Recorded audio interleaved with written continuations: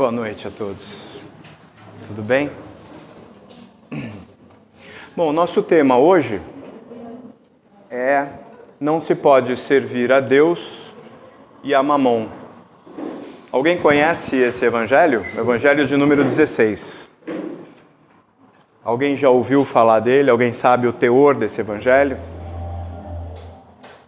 Não, um monte de gente deve saber aqui. Vocês não querem falar comigo, né? Tá bom, tá valendo. Aí você me ajuda, então. A gente vai fazer uma revisão das parábolas que aparecem nesse capítulo, a gente vai compreender as mensagens e, ao mesmo tempo, fazer uma reflexão sobre tudo isso, tá bom? Para isso, eu estou usando os livros de Kardec, Evangelho segundo o Espiritismo, o Livro dos Espíritos, a Bíblia de Estudo de Jerusalém, um livro de Khalil Gibran, que é o Profeta, e os estudos que são feitos pela Federação Espírita do Brasil. Esses são os tópicos que estão dentro desse capítulo. Então ele começa falando de contos e parábolas, depois ele passa por um título que se diz Utilidade da Riqueza, depois ele fala de riqueza e miséria, depois desigualdade das riquezas e fecha com as instruções dos espíritos. O tema completo desse capítulo é: ninguém pode servir a dois senhores, porque odiará a um e amará ao outro. Ou se prenderá a um e desprezará o outro. Não podeis servir simultaneamente a Deus e a Mamon. Deus, a gente mais ou menos tem uma ideia de quem seja, né?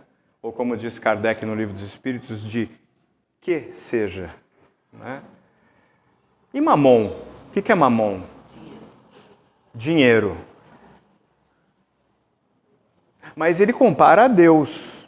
É uma divindade? Dá poder. Dinheiro dá poder. É isso. É exatamente isso. Olha só. Quando a gente vê a etimologia da palavra, o Mamon vem do aramaico e do hebraico, que são muito parecidos, mamona, mamon, e ambos significando dinheiro, riqueza ou posse. Acontece que ao longo dos tempos, nós mesmos, seres humanos, fomos personificando esse dinheiro, esse poder, em uma entidade. A ponto de, naquela época, Mamon representar uma entidade. Era um deus. Era o deus da riqueza. E várias culturas têm esse deus, principalmente das mais antigas. E é por isso que ele compara Mamon a Deus. É uma divindade ou outra. A ponto dele dizer que a gente não pode servir. Eu só sirvo quem é maior do que eu, né? Quem me detém, quem me possui, né? Onde está o meu coração? Em Deus ou em Mamon? Porque é assim que Deus nos possui, pelo coração, né? Não deve ser. São amigos que não dão utilidade. É muita traição. Dúvida o tempo todo, né? Dependendo da época.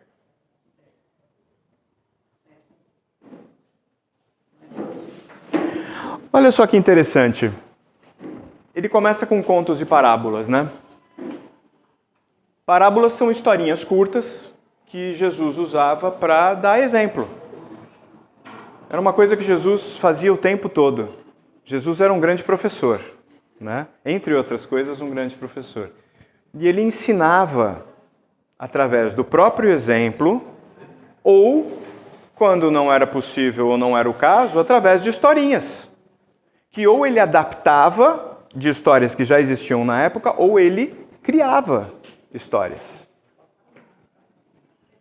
A função dessas parábolas era tornar um ensinamento que é difícil, complexo, que vai falar de um desenvolvimento moral, numa coisa mais palatável, mais fácil de compreender para as mais diversas possibilidades de pessoas que acompanhavam Jesus.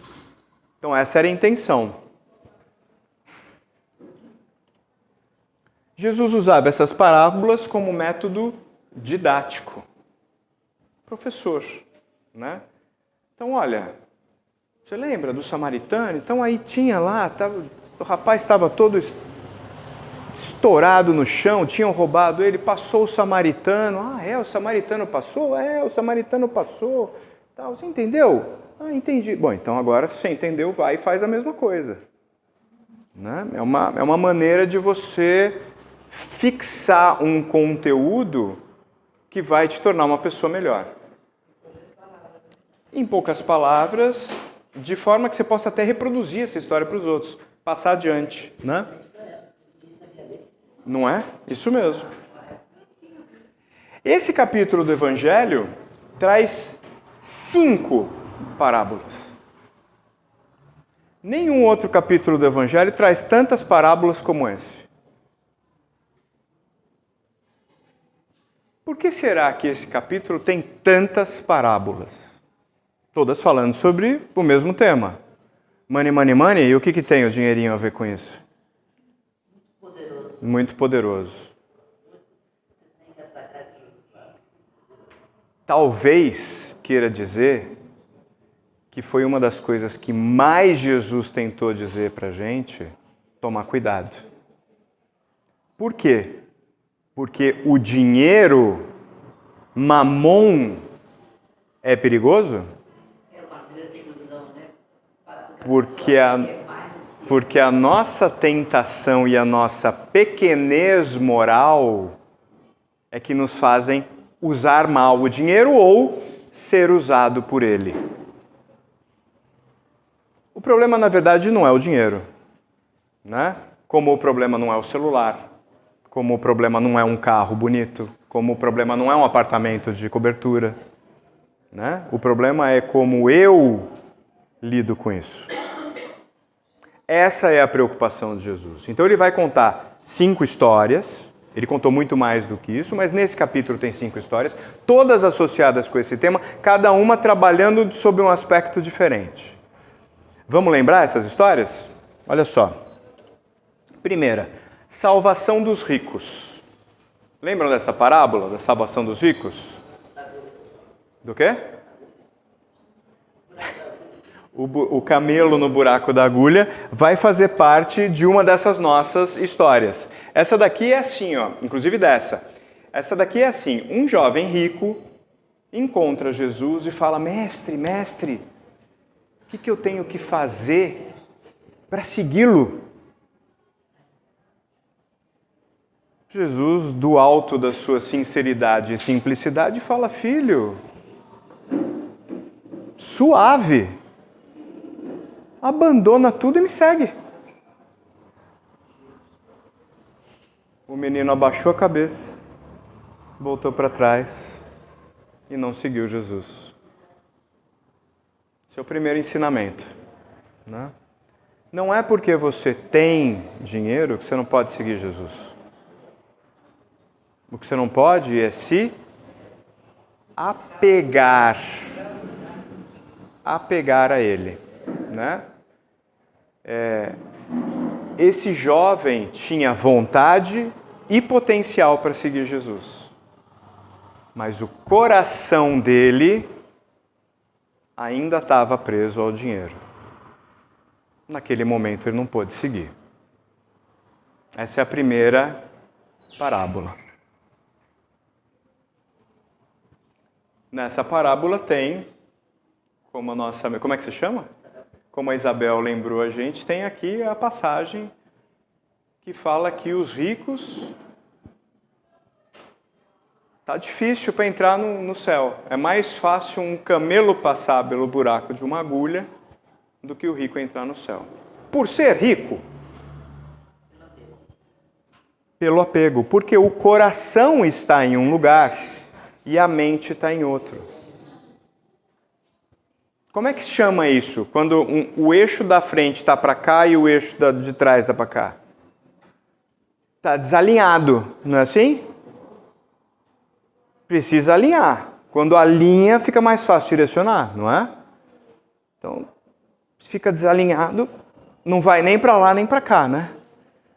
Se eu dou um passo para a direita, depois um passo para a esquerda, eu, na verdade, não estou saindo do lugar, né?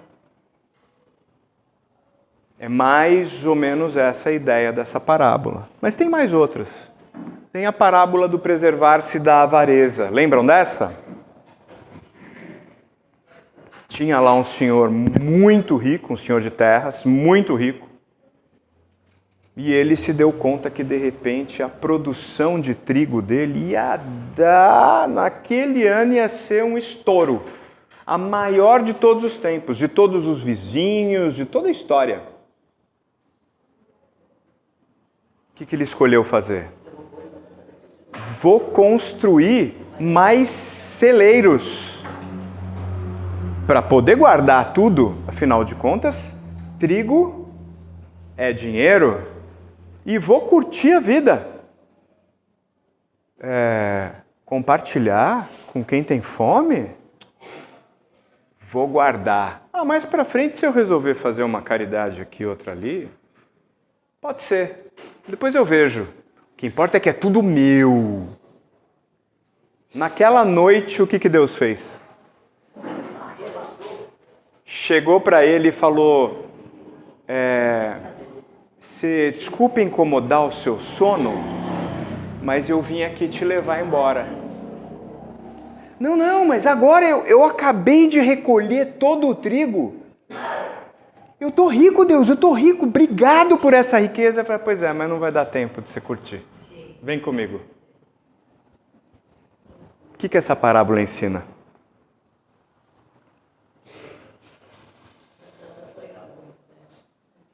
O que ela quer dizer sobre o acúmulo de riqueza? Não tem problema de você ter riqueza e usar com sabedoria a riqueza. Agora, quando eu quero só para mim e cada vez mais para mim... Mas isso é tão constante nas vidas das pessoas, não é daquela época, é do agora. É por isso que Jesus é tão atual. A sabedoria dele não vence. A gente poderia estar descobrindo esse assunto de novo agora, mas não, ele já foi falado. Olha que loucura. Porque o nosso coração está num sentido e a mente está em outro. Como é que está o nosso desenvolvimento intelectual? Não é? As ciências, não é? Tecnologia. E o coração? E o desenvolvimento afetivo? E a inteligência emocional? O que a gente está fazendo com isso? Não, que bom que a ciência está progredindo, porque assim a gente toma remédio para cuidar disso, né? Ele fez lembrar que nós chegamos em Portugal recentemente e eu tenho uns parentes que têm muitas frutas no quintal. Olha aí. Mas se você visse a quantidade de frutas caídas no chão, mas ninguém pensa em colocar no tonel lá na estrada, Francisco, né? A estrada, tem tanta gente pobre lá, acho que nem como fazer nada disso. Maçã, pera, fazia barro no chão, eu fiquei pensando, meu Deus, que pecado, da tristeza. Você sabe que a gente nem precisa ir para Portugal, nos nossos amigos ver isso. Aqui no Brasil, quando o preço das commodities cai muito, commodities são coisas que têm preço já estabelecido no mercado, né? Então, por exemplo, leite, carne, cereais, enfim, commodities alimentícias. Quando o preço cai muito, os produtores, para fazer subir o preço, dispensam esses alimentos. Não tem doação. Eles jogam fora. Porque aí falta, e se falta, lei de mercado, sobe o preço. Não tem doação. Jogam fora, botam a perder. Em nome do quê? Enquanto a gente tem 220 milhões de brasileiros com pelo menos por baixo, 30%, 40% em situação de miséria. Isso não é brincadeira, né? Nos tempos de hoje, tendo aprendido tudo que a gente aprendeu, sabendo tudo que a gente diz que sabe,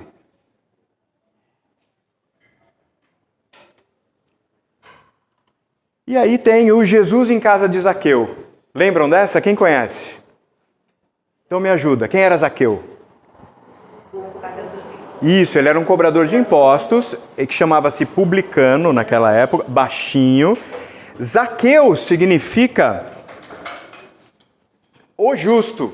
O nome Zaqueu significa o justo. Mas aí, Jesus estava vindo. Estava aquela multidão acompanhando Jesus e tal. Então chega gente antes, vem gente depois. E Jesus mesmo que é bom, ninguém vê, né? Que é aquele mar de gente. Zaqueu pequenininho, como vocês lembraram, subiu numa árvore. E não foi fácil para ele subir numa árvore. Primeiro porque ele era pequenininho, segundo porque ele era fraquinho. Terceiro porque ninguém gostava de Zaqueu, ele era publicano. Ele cobrava impostos. Publicano que cobrava impostos. Árvore alta. Quem cobrava impostos naquela época era rico ou pobre? Riquíssimo. Só tinha uma categoria social mais rica do que os publicanos. Vocês lembram quem eram? Os fariseus. A maior parte era filho de latifundiário. Eram os grandes donos de terra. Por isso eles chegavam a ser fariseus. Era um cargo quase que político, né? Não era meritório. Era porque eles colaboravam com o dinheiro nas sinagogas, né? Ou nos templos onde eles estavam. Então, eles eram muito ricos. Abaixo deles estavam os publicanos, que recebiam muito bem de Roma para cobrar do seu próprio povo, né? Os publicanos eram judeus que cobravam de judeus, por isso eles não eram benquistos. Muito bem. Zaqueu, no meio da galera, querendo subir na árvore para ver se via Jesus, fraquinho, mirrado, pequenininho, com todo mundo querendo dar na cara de Zaqueu, sobe na árvore alta e olha para Jesus. Nesse momento que aconteceu, Jesus viu Zaqueu e falou: Zaqueu, que bom vê-lo aqui. Prepara a tua casa, estou indo para lá. E aquele povo todo que tinha largado família, tinha largado tudo para acompanhar Jesus, que pagava o imposto para o Zaqueu, e Zaqueu rico, em cima da árvore, e Jesus olha para ele e fala: Zaqueu, prepara a tua casa que eu estou indo lá. O raciocínio inverteu aqui agora. Jesus se bandeou para o lado dos ricos, né? O que aconteceu aqui? Mas todos iriam atrás dele. Mas por que Zaqueu? Podia ter sido Joaquim. Ele se esforçou mais para os outros. Qual foi a vontade de Zaqueu de estar próximo de Jesus? Onde estava o coração de Zaqueu? No dinheiro que ele ganhava de Roma? Ou na presença de Jesus que se aproximava? Naquele momento era na presença. Dá para entender? Jesus viu isso. Jesus não olhou para o bolso de Zaqueu e falou: me dá aí umas moedinhas, porque eu estou com o meu pessoal aqui passando fome. Ele falou: não, prepara a sua casa, eu estou indo para lá. E o povo todo querendo cotovelar Zaqueu: sai daí, Zaqueu! E foi lá que Jesus resolveu ir. Porque não tem a ver com dinheiro. Tem a ver com onde está o meu coração. Não importa ser rico ou pobre. Importa o que você faz com o dinheiro que você tem, ou como você se resigna com a miséria que você escolheu. Porque a gente sabe que foi escolhido. Né? A gente aqui sabe. Alguém acha que não escolheu a vida que tem? Fale agora ou fale amanhã. A gente escolheu, né? Eu estou falando sobre Zaqueu. Sobre se alguém tem dúvida que escolheu a vida que tem.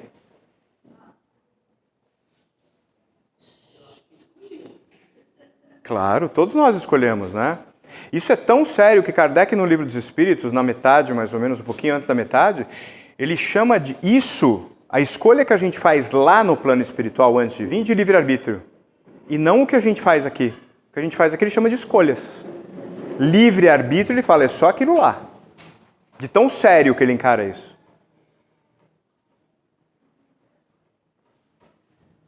Mas tem mais uma.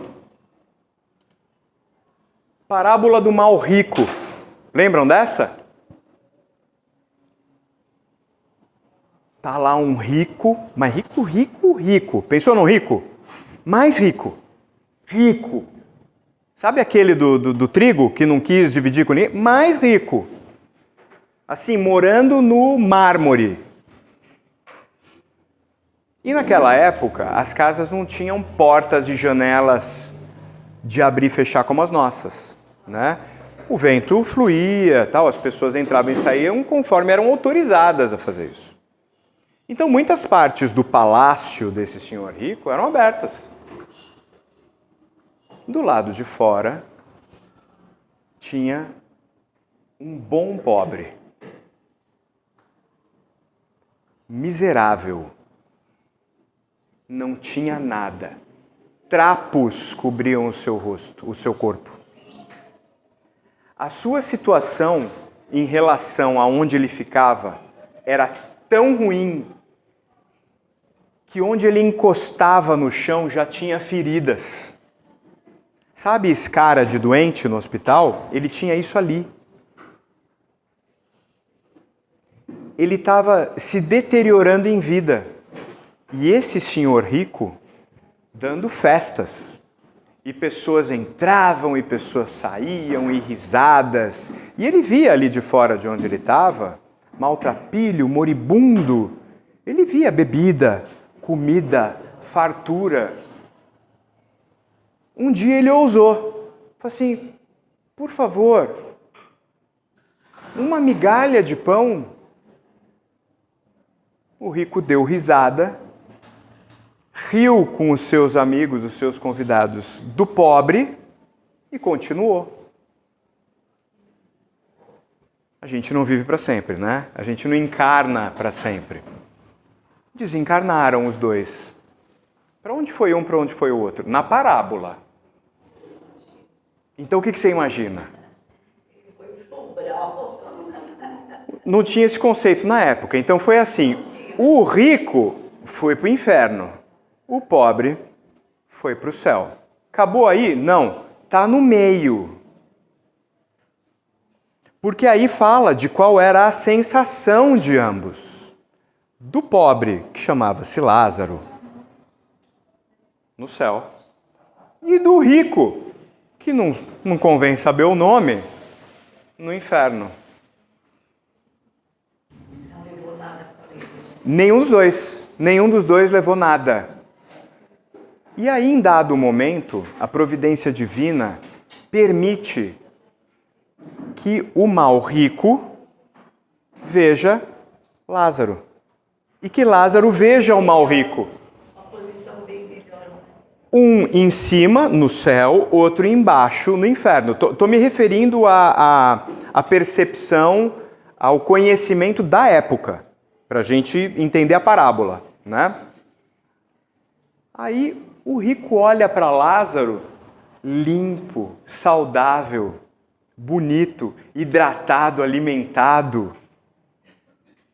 E o rico, ressecado, queimado, puro osso, miserável no meio daquele fogo, imagem da época, no meio daquele fogo. Ele olha para Lázaro e fala, Lázaro, por favor, molha teu dedo na língua e me dá um pouco dessa saliva para eu me refrescar. Lázaro tentou, mas Deus disse, não é possível. Mas por que não é possível, Deus? Você tinha tudo na terra. E Lázaro não tinha nada. Agora Lázaro tem tudo e você precisa aprender a não ter nada. Dura essa parábola, né? Qual a moral da história dessa parábola?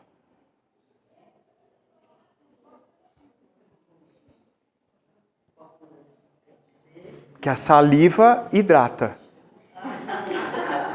Ninguém acertar. Pensou. Essa ninguém ia saber, né?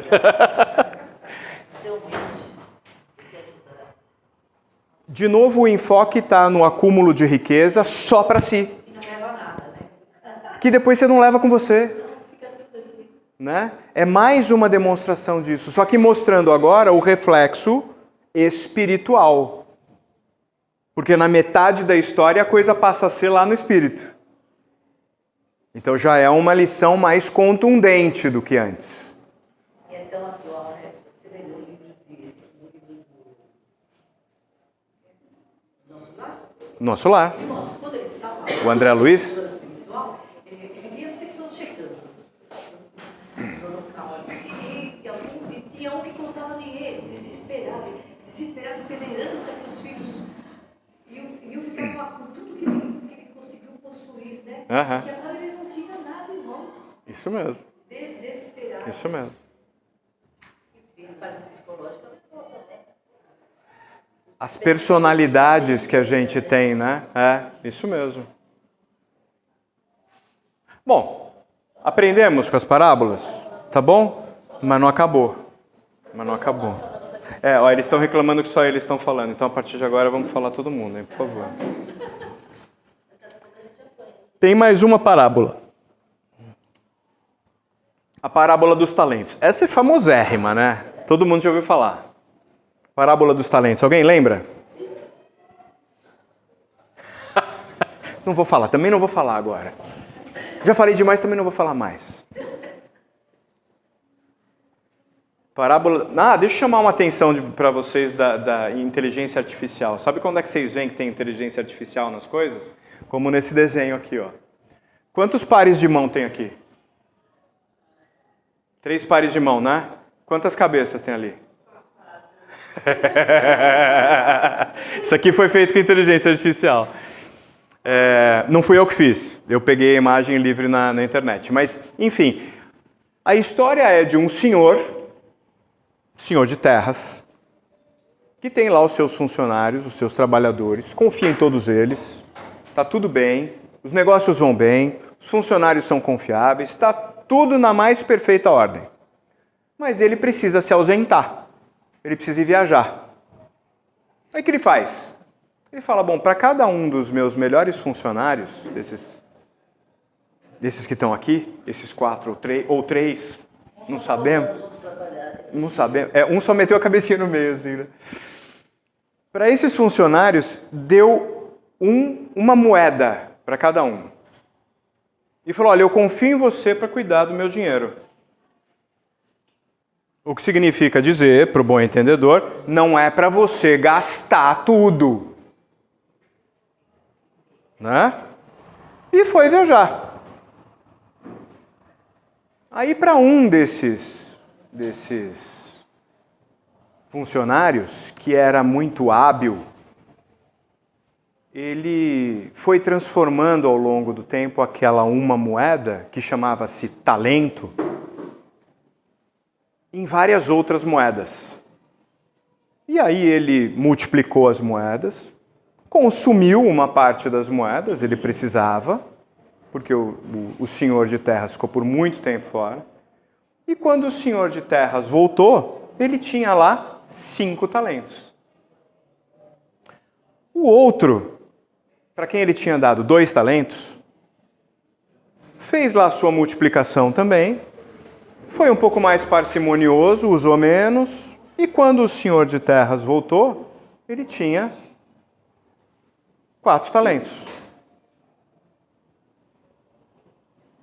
E teve um lá, para quem ele tinha dado aquele 1 talento, que quando viu o seu senhor de terras chegando, foi lá na terra, cavou, pegou o talento original e com as mãos ainda sujas de terra, apresentou para o seu senhor contentíssimo. Tá aqui, ó. Você sabe que você pode confiar em mim? Tá aqui o seu talento, ó. O que aconteceu com cada um desses 3? Alguns fizeram render. Né? Alguns fizeram... Ele não, ele só quis guardar. Isso. E aí? O que vocês acham que o senhor de terras fez com isso? O que vocês teriam feito?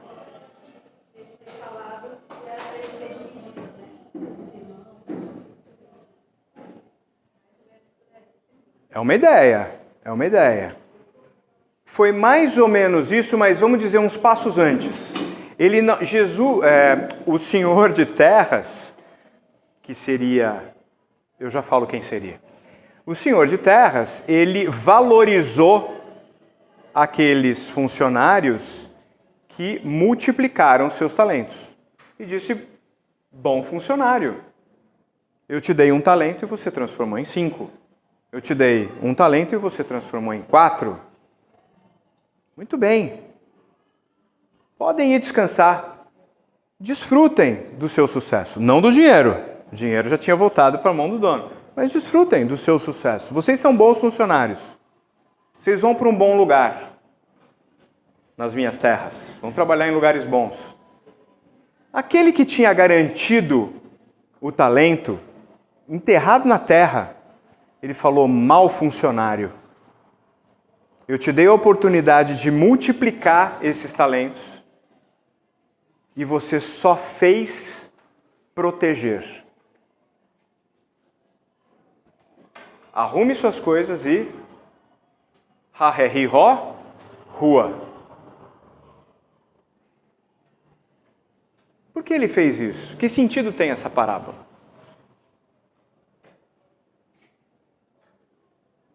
Bem material.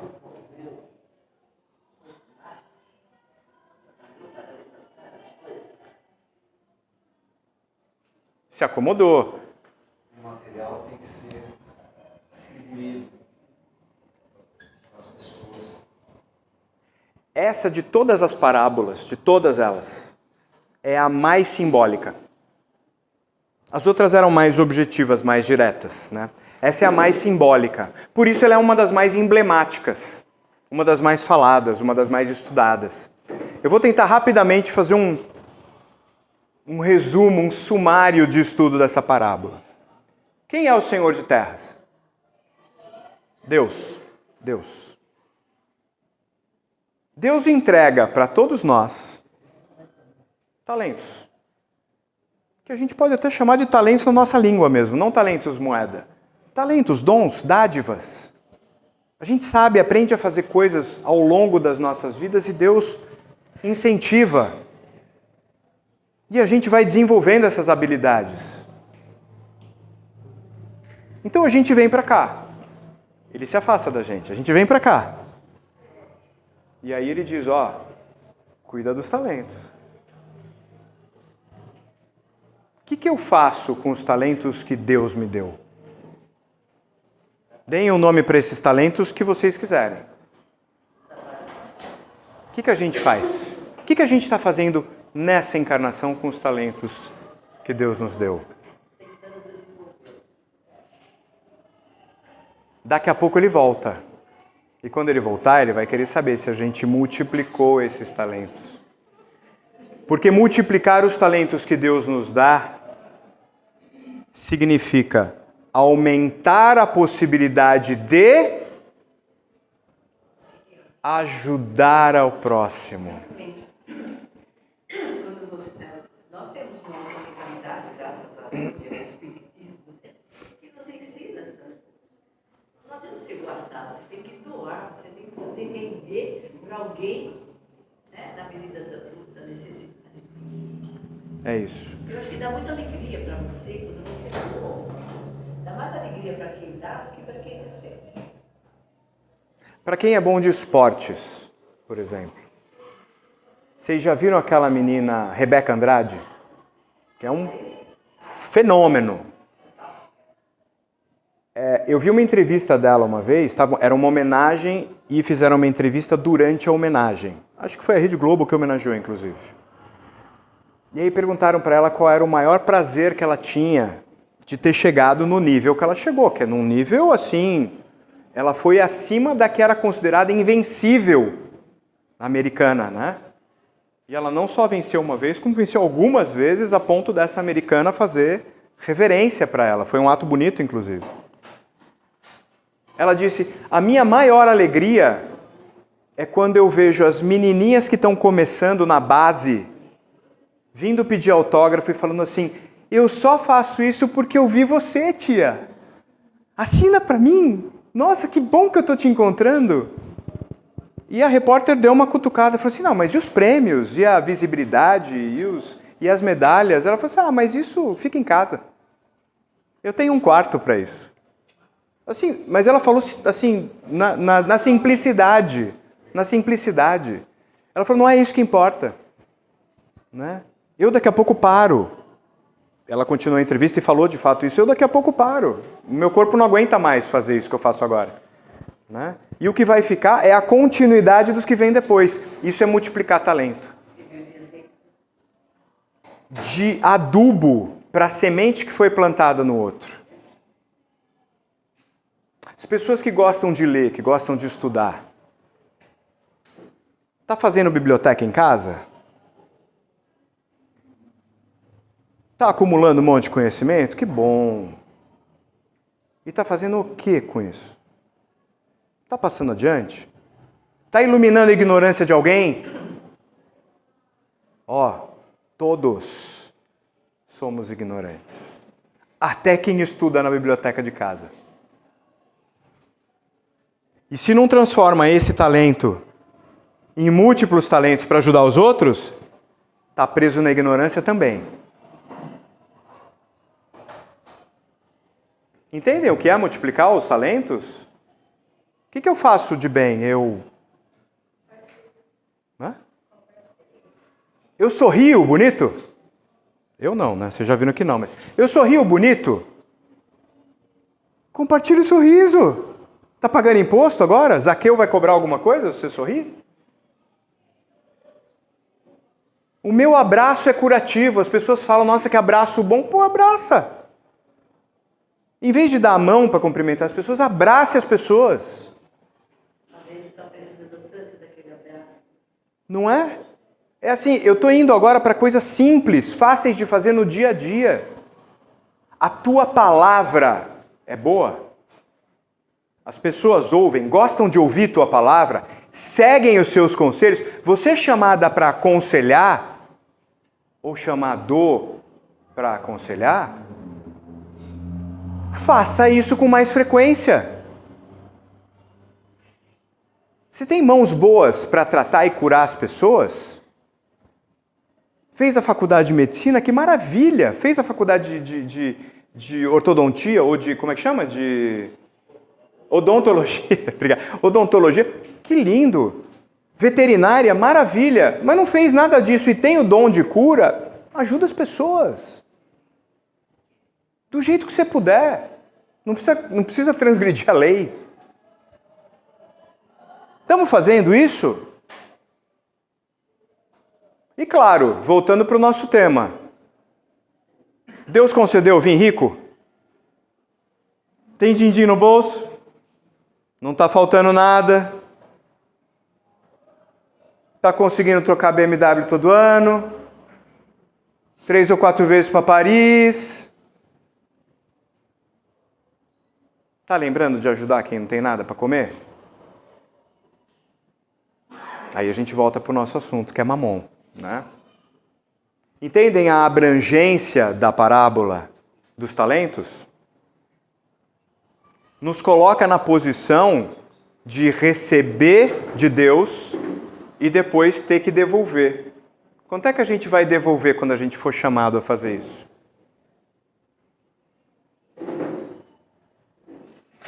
Para pensar, né? Ninguém sabe.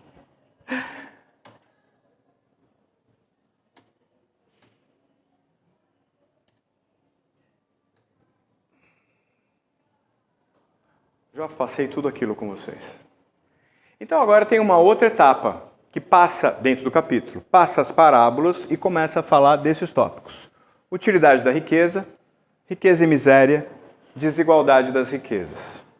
Então vamos ver alguns tópicos que eu separei para a gente conversar aqui, tá bom? Primeiro tópico. Sem dúvida, pelos arrastamentos aqui da causa, pelas tentações que gera e pela fascinação que exerce, a riqueza constitui prova arriscada, mais perigosa que a miséria. Foi o que você disse no começo, não foi? Eu acho que é mais difícil ser rico do que ser pobre. Na verdade, não é amar. As pessoas não gostam dele pelo que ele é, mas pelo que ele tem. É bem comum isso.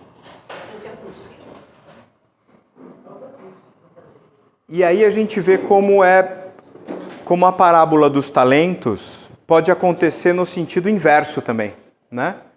Então assim, se eu ao invés de querer multiplicar os talentos dados por Deus, se eu quiser multiplicar desmedidamente as riquezas que eu conquistei,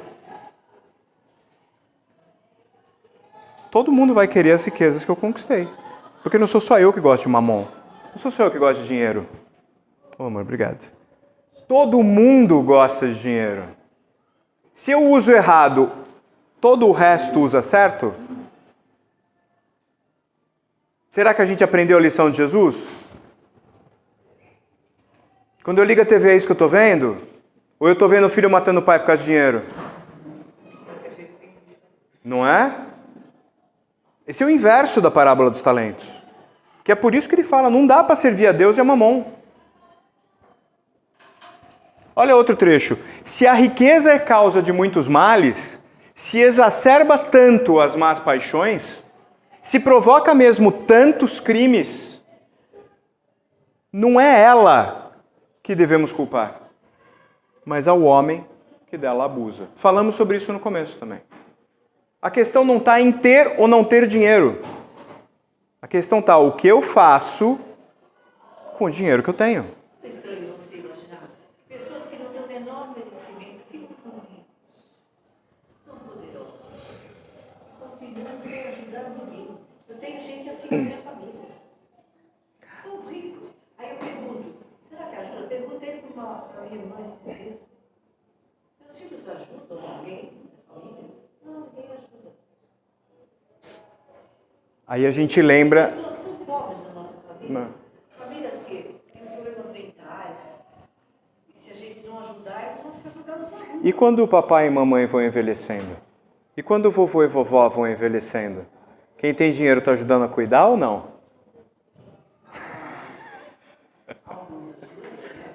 Mas não são todos. Aqueles que têm mais não ajudam. Pronto. Voltamos para o tema. É isso. Todo mundo ouviu o que ela falou? Aqueles que têm mais são os que não ajudam. São frios. Não pensam. Existem exceções, hein? Calma também, né? Eu já cheguei a pedir, olha, eu estou fazendo campanha para ajudar uma pessoa. Ajuda? Ah, não, não quero ajudar, não. Outras coisas que eu faço com dinheiro. É triste isso.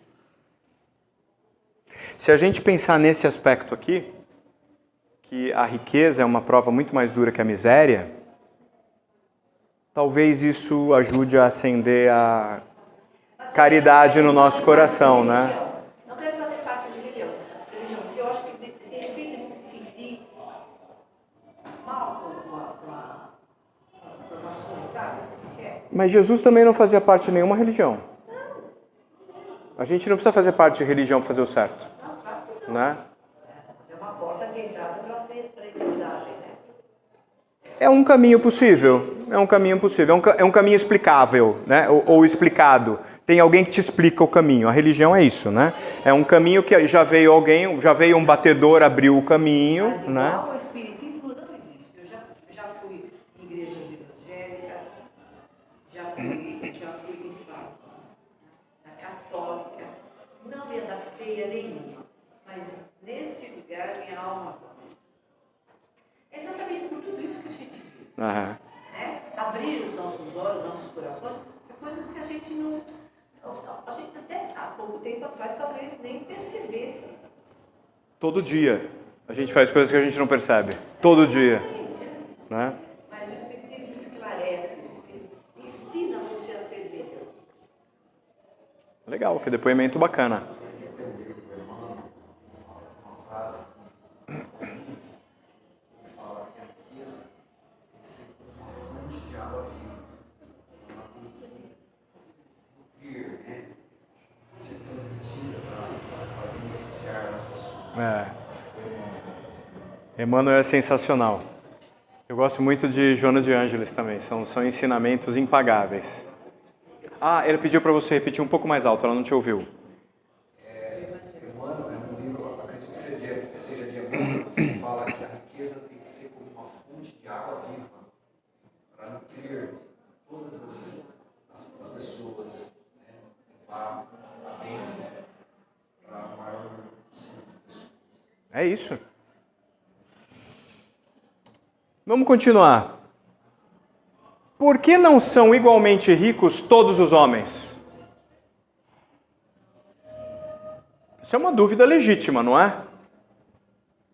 Por não serem igualmente inteligentes, por não serem igualmente ativos, por não serem igualmente laboriosos para adquirir e por não serem igualmente sóbrios e previdentes para conservar. Em outras palavras, cada um com seu cada qual. Se a gente sair daqui hoje, nós aqui, se a gente sair com 100 mil dinheirinhos, semana que vem, quando voltar, cada um vai estar num nível com esses 100 mil. Eventualmente alguém já vai ter gasto tudo. Porque cada um está num nível diferente de compreensão e de desenvolvimento em relação a esta ferramenta que se chama dinheiro. Pode ajudar, mas pode acabar com você também. Isso, né? E é por isso que não é todo mundo rico igual, né? Porque não depende do dinheiro, depende da gente. E não somos todos iguais. É materialmente impossível que todos a possuam no mesmo tempo, riqueza. Se possuíssem, ninguém trabalharia e o melhoramento do planeta ficaria comprometido. Qual é a frase mais comum da gente ouvir que a pessoa fala se ela for ganhar na Mega Sena, por exemplo?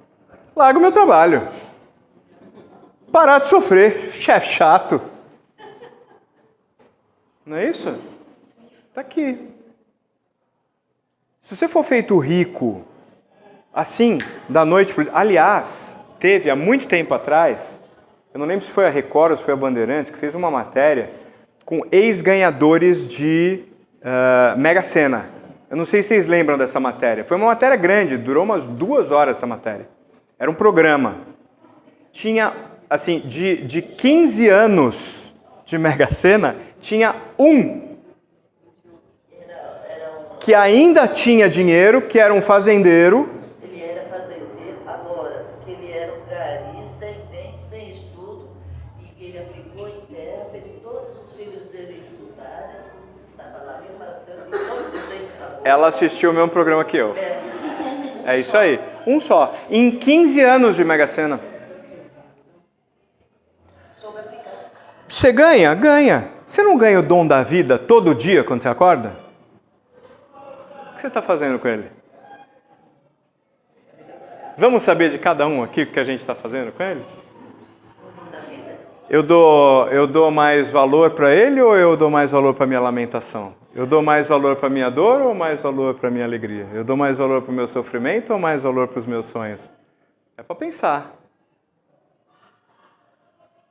O problema está no sonho, está no sofrimento, está na dor ou está no que eu faço com isso? Estamos de novo na mesma discussão. Né? E aí entram os espíritos falando. Temos tempo. Instrução dos espíritos. Trechinhos dos espíritos agora falando. O homem só possui em plena propriedade aquilo que lhe é dado levar deste mundo. Que é então que possui? Nada do que é de uso do corpo. Tudo que é de uso da alma. Inteligência, conhecimentos, qualidades morais. Está multiplicando esses talentos? Está usando esses talentos para ajudar os outros? Eu vou repetir. Inteligência, conhecimentos, qualidades morais. Está se desenvolvendo nisso? Está usando esse desenvolvimento para ajudar os outros? Ou está se desenvolvendo nisso e está usando esse conhecimento para passar a perna nos outros?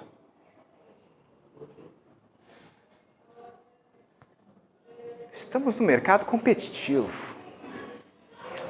Somos competitivos. Todo dia. Né? Temos que competir. Ganho dinheiro porque sou inteligente. Pois é. Sei fazer. O Alexandre morreu e quando ele foi ser enterrado, ele foi para hora sabe o povo que não estava levando nada, o caixão dele era de madeira. Olha que bonito essa história, não sei. Não sei, é mesmo? Quando ele morreu, o caixão dele era de madeira bem sem vergonha, as mãos dele foi para fora para ele mostrar. Para mostrar que não estava levando nada. E o dinheiro dele ia caindo assim Para o povo ir pegando. para quem quisesse pegar. Olha que bacana. Mas foi ele, não, Alexandre Grande, que aconteceu isso. Estou sabendo agora, mas pode ser. Silvio Santos é um exemplo, né? Foi só um corpo.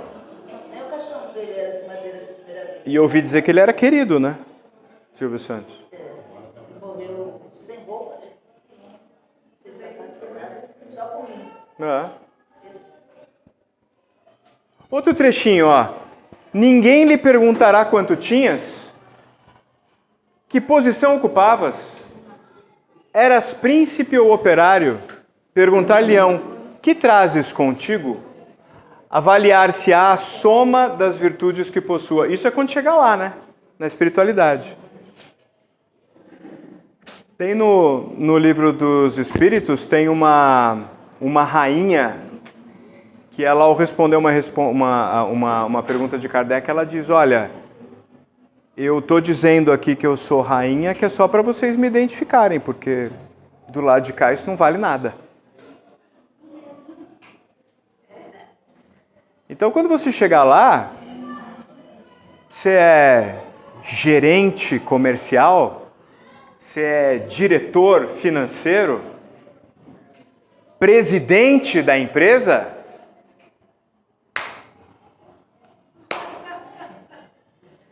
Aqui não resolve nada. o que você aprendeu e se desenvolveu nesse caminho? Como você distribuiu isso que você se desenvolveu no caminho que você fez? Se você chegar se apresentando dessa forma, você não aprendeu nada. Não é? Exato. Exato. Se você já quiser ser reconhecido por isso, de cara, bombou. Vai ter que fazer de novo. Não é? Muito bom. Tem mais alguns exemplos aqui de textos que eu trouxe, mas eu acho que já deu para a gente entender o recado, não deu?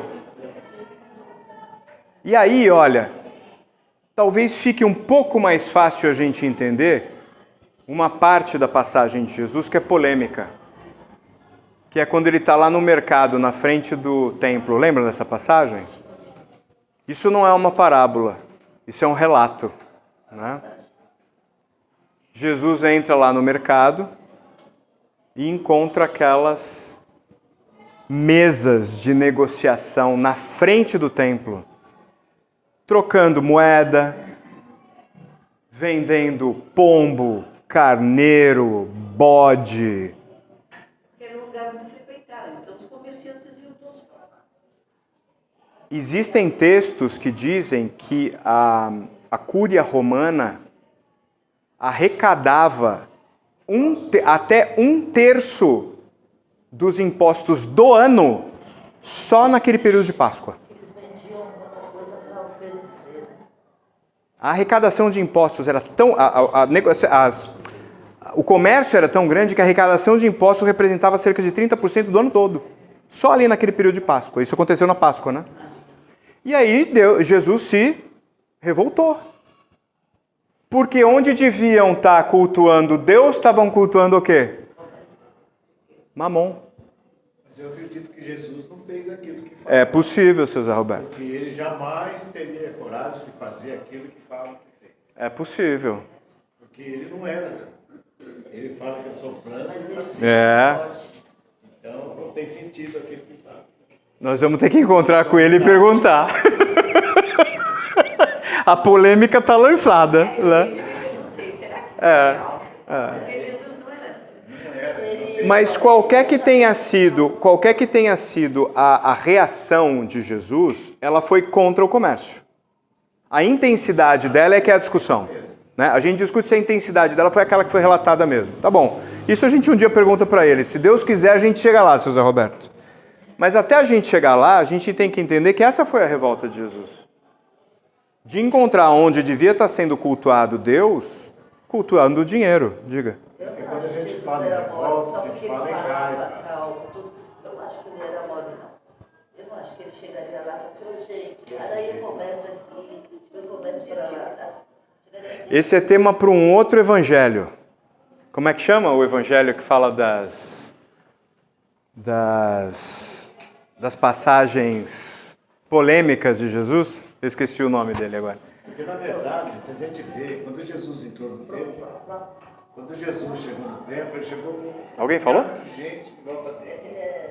E as pessoas vão entrando e não respeitam nada. Vão à mesa, vão Isso. tudo isso que aconteceu. É. Para mim, Jesus não fez nada, só aconteceu.